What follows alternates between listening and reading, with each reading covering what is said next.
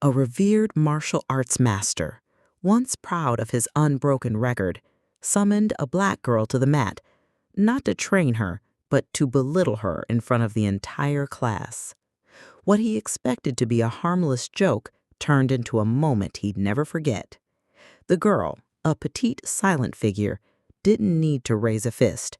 Within moments, the proud master had fallen, not by violence, but through precision born of grace, resilience, and inner stillness. Sometimes true power doesn't scream, it merely stands unmoved. And as Roderick Kane would discover, some silences are deep enough to make an entire dojo kneel in awe. Before we dive into this incredible story, if you believe real martial arts is about balance, humility, and self-control, not just strength or aggression, you've come to the right place. And if you've ever been overlooked because of how you look, this journey will speak to you deeply. Tap like and subscribe so we can continue to tell stories that prove you don't need to shout to be heard, because sometimes doing nothing speaks volumes. Saturday, 8 a.m., Arlington Martial Arts Center, Texas. The warm scent of sweat, echoing footsteps on mats, and spirited ki cries filled the brightly lit training room.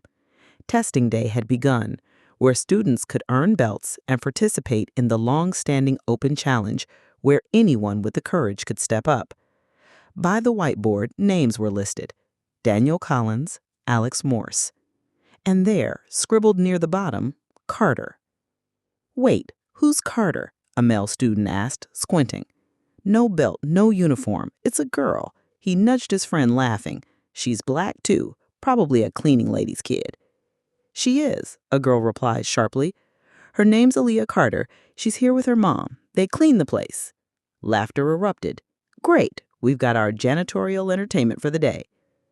What they didn't notice was that Aaliyah was standing just a few feet away, observing everything in silence. She wore an old red t-shirt and faded leggings, no gear, no flashy uniform, just the quiet confidence of someone who had nothing to prove. She walked up to the registration desk, placed her hand over the list, and confirmed her name in still silence. That quiet unsettled some of the students more than they'd admit. Across the room, Master Dylan, mid-50s, silver hair, broad shoulders, studied the roster. His eyes narrowed at the unfamiliar name. "Carter?" he asked his assistant. "She comes with her mother, sir, the cleaning crew," his assistant responded nervously. "Technically, the rules allow her to register if she's physically present and signs the liability waiver." He let out a dry chuckle and tossed the clipboard down carelessly. Ridiculous. Unbothered, Aaliyah headed to the warm-up zone quietly. She had no team, no coach, but she wasn't unprepared. Since childhood, she'd been secretly trained by her grandfather, a military veteran and martial arts purist, and had refined ancient evasive techniques most had forgotten. When others weren't looking, she trained in shadows, in storage rooms, on cold concrete floors. But today she chose to step forward. At exactly 9 a.m., formal testing began. Students advanced one by one, demonstrating their stances and executing choreographed routines under the scrutiny of Master Dylan and his assistants. After an hour, Dylan stepped forward, microphone in hand. "And now," he announced to the room, "we begin the open challenge segment." His tone shifted slightly, a thread of mockery laced through it. "This is for those without belt status to show what spirit lives within them, but I caution anyone treating this as a game." He glanced at the name list again before smirking. First up, Aaliyah Carr. Gasps scattered across the room. Some snickered, others leaned forward with disbelief.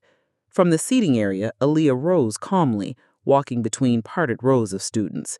She stopped at the center of the mat and performed a respectful bow. Dylan sauntered up, that half-smile still stretched across his face. "Are you sure you're ready?" he asked loudly. "Didn't see you bring your broom." Laughter broke out around them.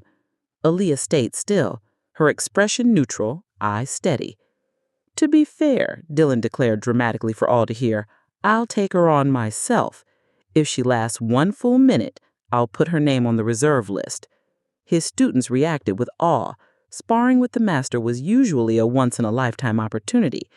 But for Aaliyah, it wasn't about fame, it was time.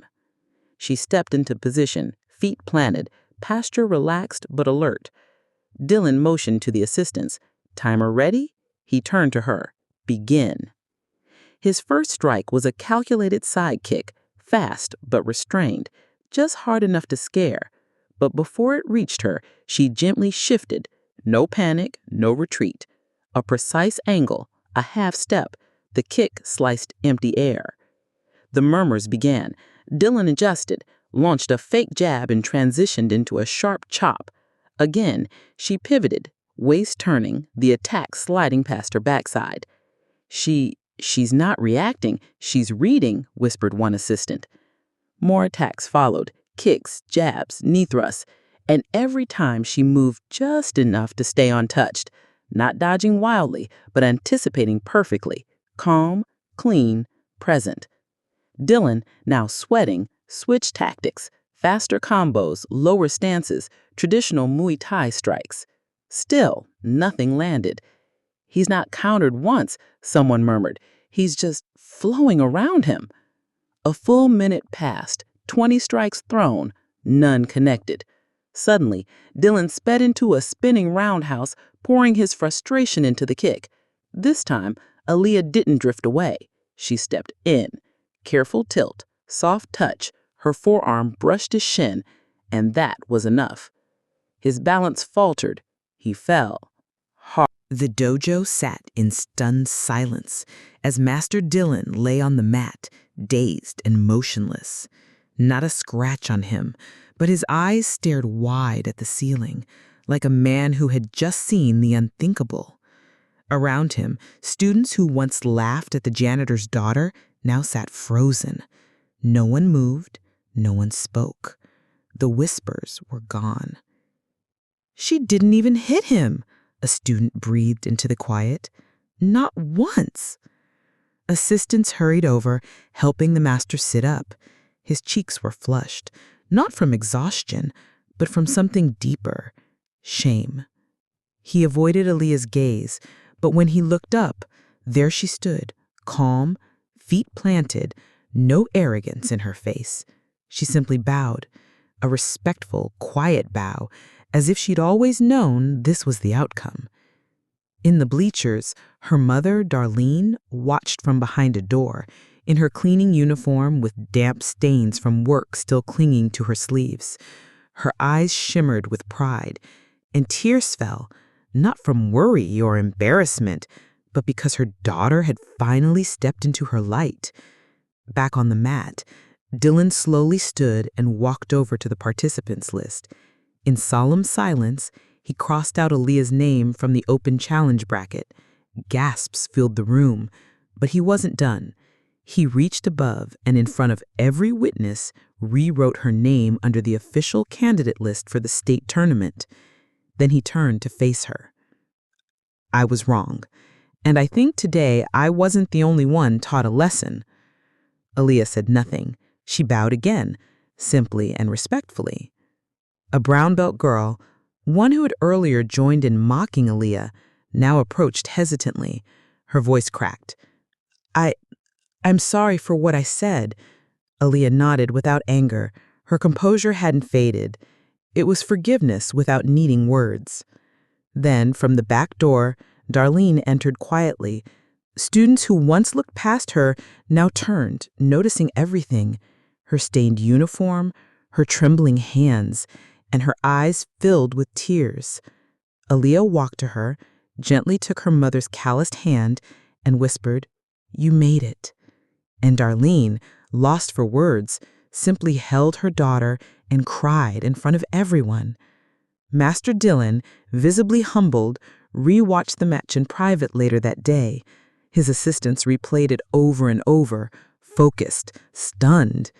The dojo was left speechless. One senior student whispered to another, "I've trained with Master Dylan for a decade. No one's made him miss every single strike and fall." Other students murmured about Aaliyah's movements. "She doesn't dodge like we do. It's older, but effective in a way we're not used to."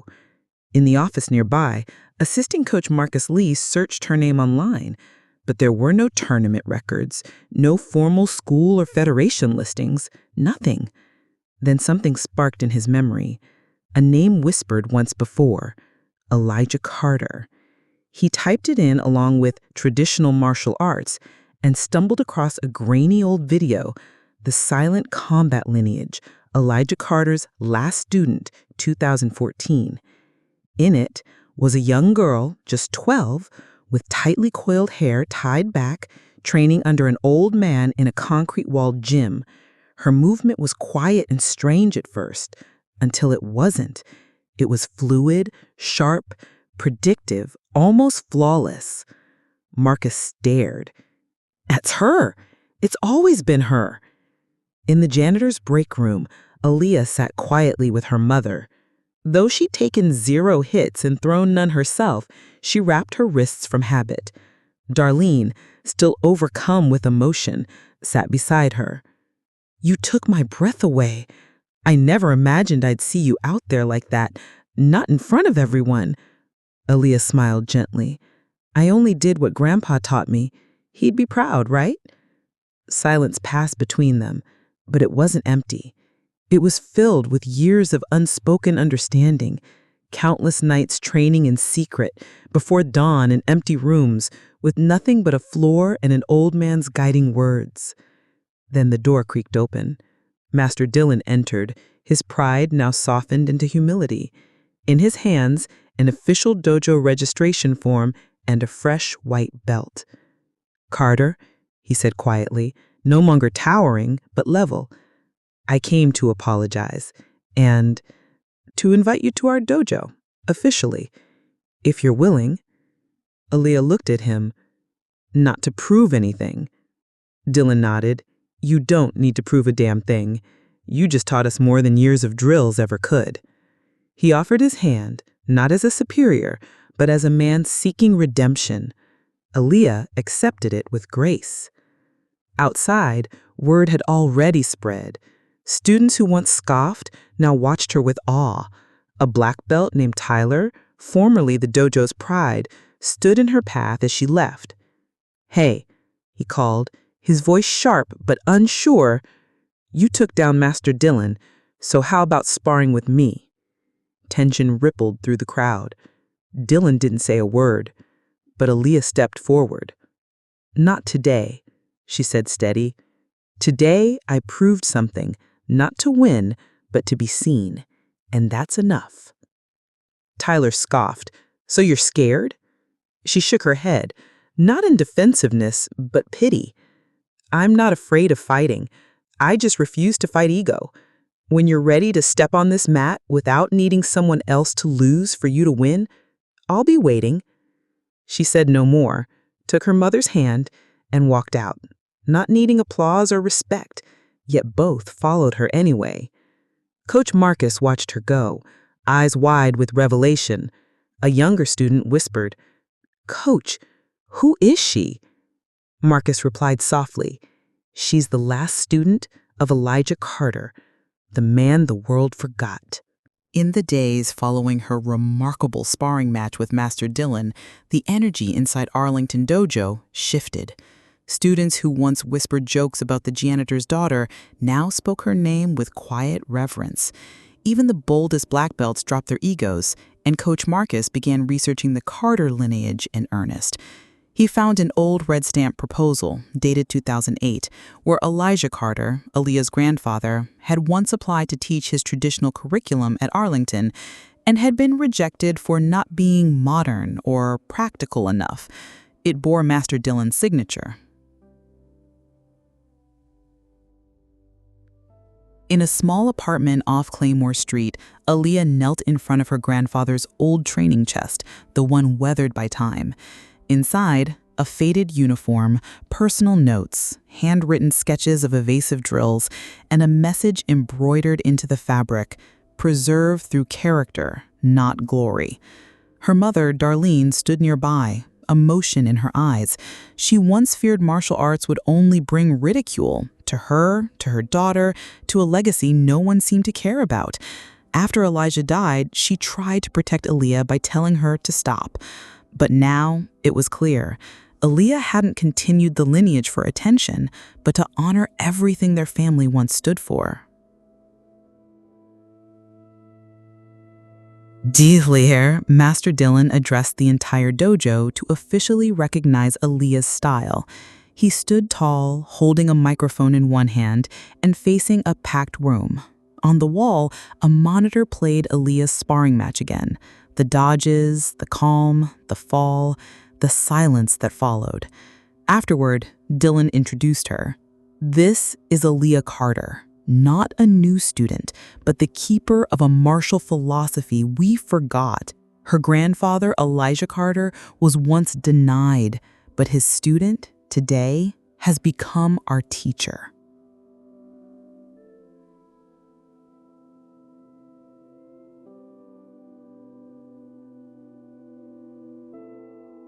Then, slowly, the entire dojo stood and bowed to her, not as a competitor, but as someone who had reminded them all what martial arts was truly about.